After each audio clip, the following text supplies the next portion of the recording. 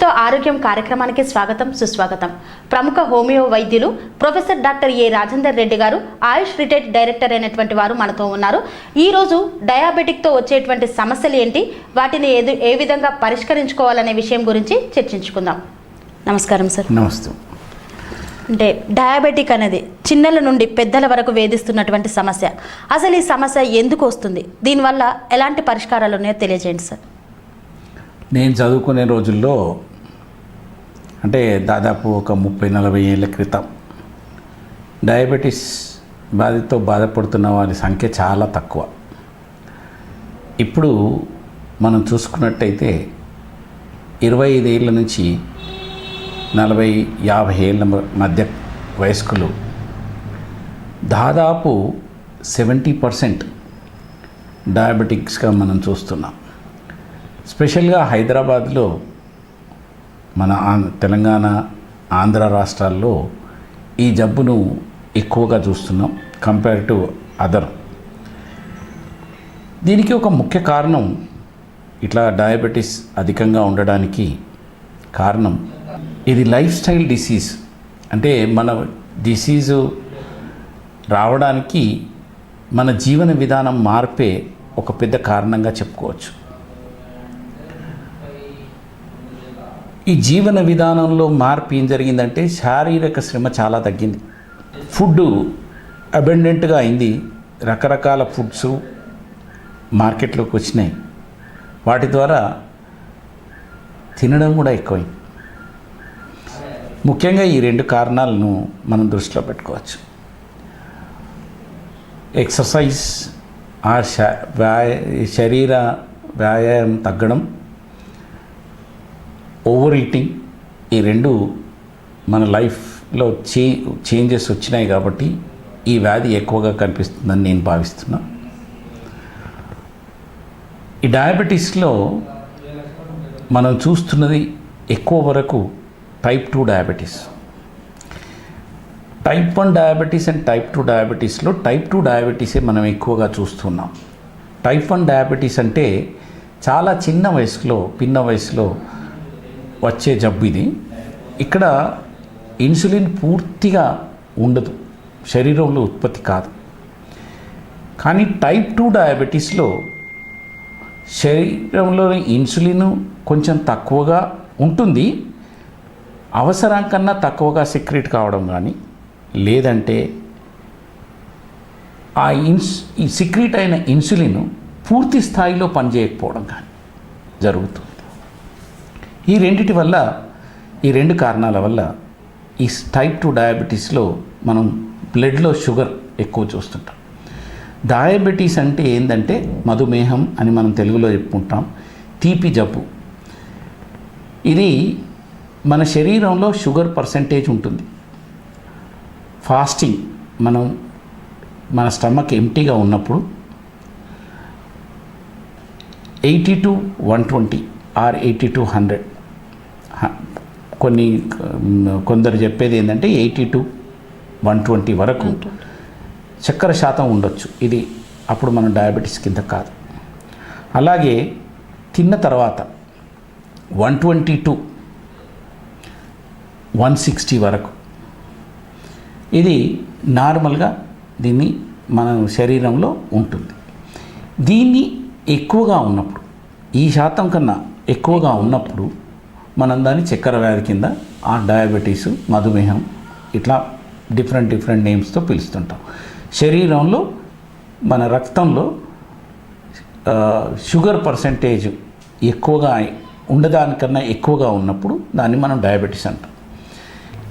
ఈ డయాబెటీస్ యొక్క లక్షణాలు ఏ విధంగా ఉంటాయండి? ఇప్పుడు శరీరంలో చక్కెర శాతం పెరిగినప్పుడు ఆ చక్కెరను తీసివేయడానికి ఎక్కువగా యూరిన్ వెళ్తూ ఉంటుంది. ఫస్ట్ సిమ్టమ్ ఏంటంటే ఎక్కువగా యూరిన్ రావడం. ఆ యూరిన్లో చక్కెర శాతాన్ని ఎలిమినేట్ చేయడానికి బాడీ ప్రయత్నం చేస్తుంది. అది ఒకటి. దానివల్ల అతిమూత్రం అనేది ఫస్ట్ సిమ్టమ్గా ఉంటుంది. ఈ నీరు ఇది మూత్రం ద్వారా ఎక్కువ నీరు, షుగరు వెళ్ళిపోవడం మూలంగా మన ఒంట్లో నీటి శాతం తగ్గుతుంది. అప్పుడు దాహం, అధిక దాహం అనడం మొదలవుతుంది. మన శరీరాన్ని ఈ షుగర్ సరిగా వాడుకోవడం లేనప్పుడు దాని ఇన్సులిన్ తగ్గితే ఆ ఇన్సులిన్ సరిగా పనిచేయనప్పుడు మన సెల్లో ఈ షుగర్ను సరిగా ఉపయోగించుకోదు. అందుకని అది షుగర్ బ్రేక్ డౌన్ అయ్యి ఎనర్జీగా రిలీజ్ కాదు. అప్పుడు ఏమవుతుందంటే శరీరానికి శక్తి తగ్గుతుంది. అప్పుడు వీక్నెస్ ఫీలింగ్ అవుతారు. ముఖ్యంగా 3 సిమ్టమ్స్: అన్ఎక్స్ప్లెయిన్డ్ వీక్నెస్, ఏదో నిస్సత్తువ, అధికంగా దాహం వేయడము, అధిక మూత్రము, అధికంగా ఆకలి వేయడం. ఇవి ప్రిన్సిపల్ సిమ్టమ్స్గా ఉంటాయి డయాబెటీస్లో. కానీ కొన్నిసార్లు ఇవిని మనం ఓవర్లుక్ చేస్తుంటాం. కొంచెం ఆకలి వేస్తే తింటుంటాం, నీళ్ళు దాహం వేస్తే తాగుతుంటాం, 4 సార్లు యూరిన్ ఎక్కువ వస్తే లెక్క చేసుకోం. ఇట్లా కొన్ని రోజులు మనం ఒకవేళ జరిగిన తర్వాత డయాబెటీస్ కాన్స్టెంట్గా ఉన్నప్పుడు మైక్రో బ్లడ్ వెసల్స్లో చేంజెస్ వస్తాయి. దాని ద్వారా మనకు డిఫరెంట్ ఆర్గాన్స్లో డిఫరెంట్ కాంప్లైంట్స్ వస్తూ ఉంటాయి. ఈ కాంప్లైంట్స్ వచ్చినప్పుడు మనం ఏదో ఒక డాక్టర్ని వెళ్ళినప్పుడు పరీక్ష చేసుకున్నప్పుడు డయాబెటీస్గా డిటెక్ట్ అయ్యే కేసులే చాలా ఎక్కువ. Diabetes as such not a killing disease, but diabetics complications are killing. చాలా ప్రమాదకరం. డయాబెటీస్ ద్వారా ఎవరు చనిపోరు, డయాబెటీస్ కాంప్లికేషన్స్తో చనిపోతారు. కాబట్టి కాంప్లికేషన్స్ రాకుండా ఉండాలి అంటే డయాబెటీస్ను ఎర్లీ స్టేజెస్లో గుర్తుపట్టడం, దాన్ని సరిగా కంట్రోల్ చేసుకోవడం అనేది ఒకటి. రెండవది, ఈ కాంప్లికేషన్స్ ఏ విధంగా వస్తాయి? షుగరు అన్ని పార్ట్స్ ఆఫ్ ద అవయవాలకు అవసరమే కాబట్టి దాదాపు అన్ని అవయవాల్లో, అన్ని ఆర్గాన్స్లో సమ్ చేంజ్ వస్తుంది. అట్లాగే ఇప్పుడు మనకు స్కిన్ మీద దురదలు రావడం, అల్సర్స్ కావడం, పుండ్లు కావడం, ఇట్లాంటి పుండు మానకపోవడం, ఇట్లాంటి సమస్యలుగా ఉంటుంది. అలాగే మీకు కిడ్నీలో మైక్రో వెసల్స్ చేంజ్ ఉండడంగా మన కిడ్నీ ఎఫెక్ట్ అయ్యి క్రానిక్ కిడ్నీ డిసీజ్ కింద మారి రీనల్ ఫెయిల్యూర్ కింద వస్తుంటాయి. అలాగే గుండెలో ఉన్న మైక్రో వెసల్స్ కూడా ఎఫెక్ట్ అయ్యి గుండె జబ్బు, గుండెపోటు రావడం కూడా సంభవించవచ్చు.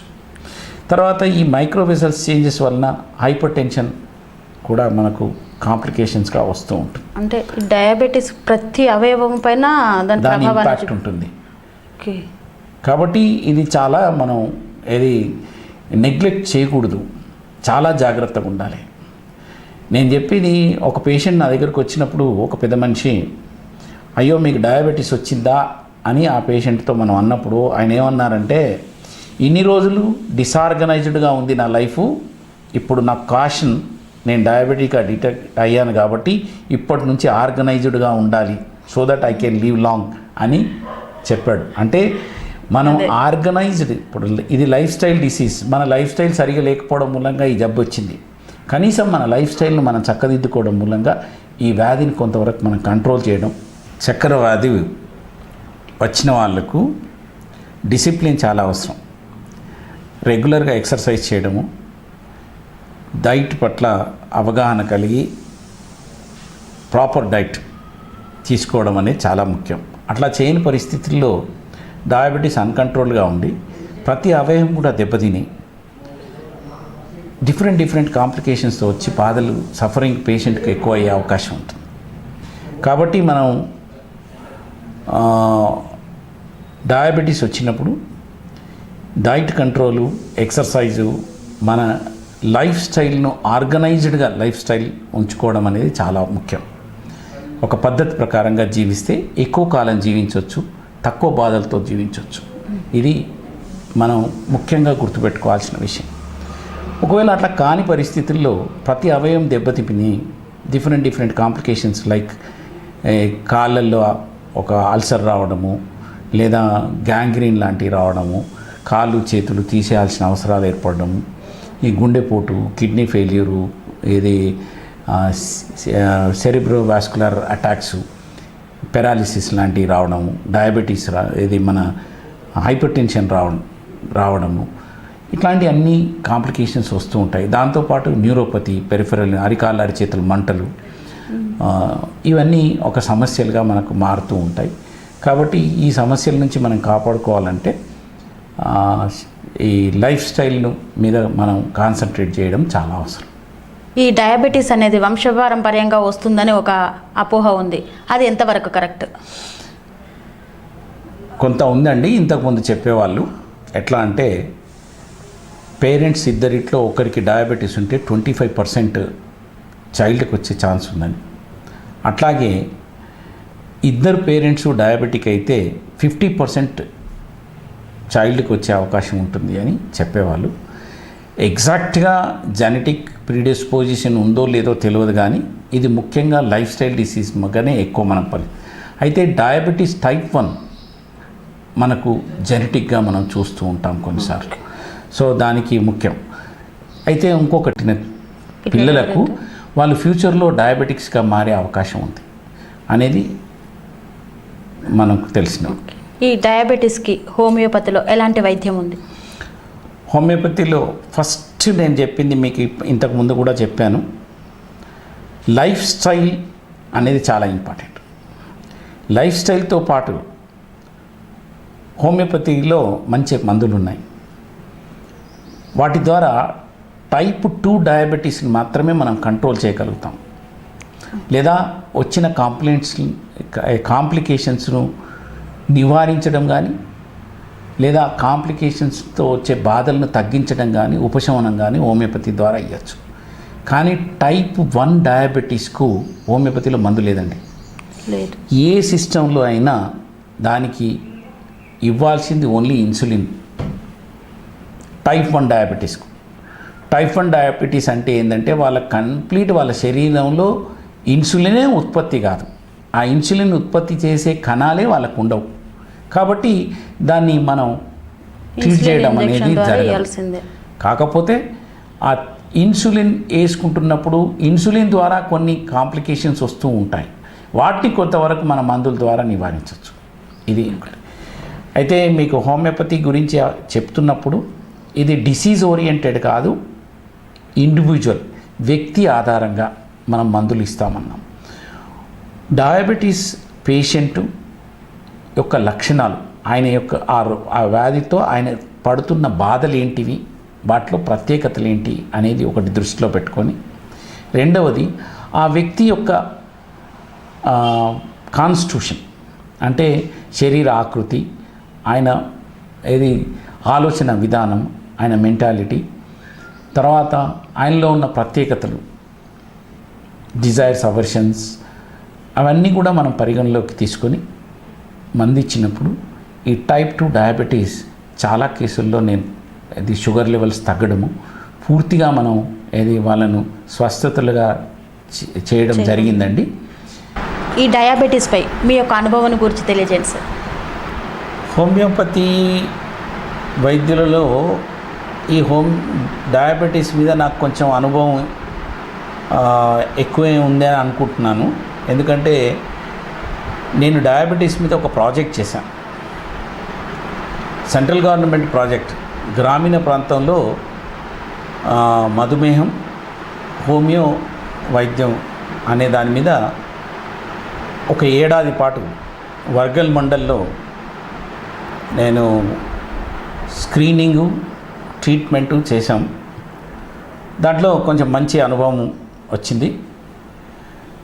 ఎట్లా అంటే ఈ 23 వర్గల్ మండల్లోని 23 విలేజెస్లో డోర్ టు డోర్ వెళ్ళి ఎబో 25 ఇయర్స్ ఉన్న వాళ్ళందరినీ స్క్రీనింగ్ చేయడం జరిగింది. అంటే మొదలు వాళ్ళ హిస్టరీ తీసుకోవడం, కొన్ని సిమ్టమ్స్, డయాబెటీస్ సిమ్టమ్స్ ఉంటే వాళ్ళని రక్త పరీక్ష చేయడం, ఆ రక్తంలో నిర్ధారణ అయితే వాళ్ళని ట్రీట్మెంట్ చేయడం. ఈ విధంగా మేము 4365 మంది మొత్తం పర్సన్స్ను స్క్రీన్ చేసాం, ఆడ మగ, ఆ మండలం మొత్తంలో. అందులో మనకు 198 కేసులు, అంటే 198 కేసులు డయాబెటీస్గా డిటెక్ట్ అయినాయి. అందులో 45 మంది ఆల్రెడీ డయాబెటీస్గా నోట్ అయ్యి వాళ్ళు ట్రీట్మెంట్లో ఉన్నవాళ్ళు. మిగతా వాళ్ళు మాత్రం అన్నీ కొత్త కేసులు, అంటే వాళ్ళకి తెలియదు డయాబెటిక్ వాళ్ళకు ఉన్నదని కూడా తెలియదు. అట్లాంటి కేసులు డిటెక్ట్ అయినాయి. అయితే వాళ్ళందరినీ మేము 5 సెంటర్స్ పెట్టి అంబర్పేట, మలుగు కాల్స, అట్లాగే గౌరారం, పాములపర్తి ఇట్లాంటి విలేజెస్లో క్యాంప్స్ పెట్టి రెగ్యులర్గా వాళ్ళని ఫాలో అప్ చేసి మందులు ఇచ్చాం. ఆ మందులు ఇవ్వడంలో 9 కేసులను మేము పూర్తిగా diabetes normal, blood sugar level normal వచ్చాయి. HbA1c కూడా మేము 2 times వాళ్ళకి చెక్ చేసాం. బిలో 6 ఉంటే వాళ్ళను డయాబెటిక్ ఫ్రీ కింద ట్రీట్ చేసి వాళ్ళని వదిలేసాం. చాలా కేసులు మిగతా కేసులు అన్నిట్లో కూడా డయాబెటిక్ సిమ్టమటాలజీ తగ్గడమే కాకుండా వాళ్ళ షుగర్ శాతం కూడా చాలా వరకు కంట్రోల్లో ఉండి వాళ్ళ కాంప్లికేషన్స్ కూడా రాకుండా సిమ్టమ్ ఫ్రీగా వాళ్ళను ఉండడం, వాళ్ళ బ్లడ్ షుగర్స్ లెవెల్ కూడా తగ్గడం, HbA1c కూడా 6.5% ఉంది. కానీ కొన్ని కేసులు ఒక 25 కేసులు అన్కంట్రోల్డ్గా ఉండినాయి. వాటిలో అంత రిజల్ట్ రాలేదు. ఈ విధంగా అనుభవం బాగా వచ్చింది. ఒక ఏడాది పాటు దీని మీద వర్క్ చేయడం మూలంగా డయాబెటీస్ ట్రీట్మెంట్లో నాకు కొంచెం ఎలా ఉండాలి, ఎట్లా ఉండాలి అనేది. అయితే ముఖ్యంగా హోమియోపతిలో మనం వ్యక్తి ఆధారంగా మందులు ఇస్తున్నప్పటికీ ప్రతి వారికి లైఫ్ స్టైల్ మాత్రం చాలా ఇంపార్టెంట్. లైఫ్ స్టైల్లో మనం ఎక్కువగా ఈ మధ్యన మనం చూస్తున్నాం, ఈ కోక్స్, పేస్ట్రీసు, రెడీమేడ్ ఫుడ్స్ బాగా ఈజీగా తినడం, ఈ ఏరియేటెడ్ డ్రింక్స్ను పూర్తిగా మానేయాలి. అట్లాగే రైస్, వీట్ కూడా తగ్గించి మిల్లెట్స్ లాంటి కొంచెం డైట్లో ఉపయోగించుకోవాలి. అంటే ఆహార నియమాలను పాటిస్తూ శరీర వ్యాయామం కంపల్సరీగా అలవర్చుకోవడం, యోగా కానీ వాకింగ్ కానీ ఇట్లాంటివి చేయడం చాలా అవసరం. అది అతి ముఖ్యం. సో లైఫ్ స్టైల్ చేంజ్ కాకుండా మీరు ఏ మంది ఇచ్చినా, ఏ సిస్టంలో మంది ఇచ్చినా మీకు డయాబెటీస్ కంట్రోల్ కాదండి. అది అలోపతి కానీ, ఆయుర్వేద కానీ, హోమియోపతి కానీ ఏదైనా సరే, ఏ సిస్టమ్ ద్వారా మీరు ట్రీట్ చేస్తున్నప్పటికీ లైఫ్ స్టైల్ను మాడిఫై చేసుకోకుంటే మాత్రం డయాబెటీస్ ప్రమాదకరంగానే మారుతుంది. లైఫ్ స్టైల్ను డైట్ అండ్ ఎక్సర్సైజ్ను నియంత్రించుకోవడం, వాటిని చేసుకోవడం చాలా ఇంపార్టెంట్. అంటే ఈ డయాబెటీస్ వల్ల ఓవర్ వెయిట్ పెరుగుతారని అంటున్నారు, అది ఎంతవరకు కరెక్ట్? వెయిట్ తగ్గే వాళ్ళు కూడా ఉంటారు. ఓకే, అంటే తగ్గడం. ఇప్పుడు డయాబెటీస్ వచ్చింది సడన్గా వెయిట్ తగ్గుతూ ఉంటారు, సబ్కుటేనియస్ ఫ్యాట్ అంతా పోయి ముడతలుగా పడడము, బక్క చిక్కిపోవడము జరుగుతూ ఉంటుంది డయాబెటీస్లో. అలాంటి వాళ్ళను మనం కూడా ఒక ప్రత్యేకమైన మందు ఉంది హోమియోపతిలో, యురేనియం నైట్ అనే మందు. దానికి చాలా బాగా పనిచేస్తుంది. చాలా కేసుల్లో చూశాను నేను. అయితే కొందరు డయాబెటీస్ ఓవర్ వెయిట్ ఉన్న వాళ్ళకు డయాబెటీస్ వచ్చే అవకాశం ఉంటుంది. డయాబెటీస్ వచ్చినాక ఓవర్ వెయిట్ అనేది ఉండదు. అంటే ఆల్రెడీ ఓవర్ వెయిట్ ఉన్న వాళ్ళకి, ఒబేసిటీ ఉన్న వాళ్ళలో డయాబెటీస్ వచ్చే అవకాశం ఎక్కువ. ఎందుకంటే ఈ ఓవర్ వెయిట్ ఉన్నప్పుడు ఇన్సులిన్ ఫ్యాట్ ఎక్కువగా ఉన్నప్పుడు శరీరంలో ఇన్సులిన్ యొక్క యాక్షన్ చాలా వరకు తగ్గిపోతుంది. అందుకని ఇన్సులిన్ ఎఫెక్టివ్గా పనిచేయదు.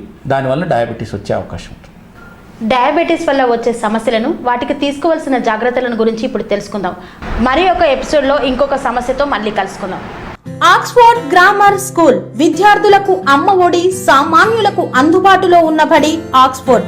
మా ప్రత్యేకతలు: ప్రతి విద్యార్థి పట్ల వ్యక్తిగత శ్రద్ధ, activity based learning and digital classrooms, computer labs, 100% ఫలితాలు, sports and cultural activities, yoga, abacus మరియు Vedic maths education. Please visit Oxford Grammar School, Cherlapalli. Admissions are in progress.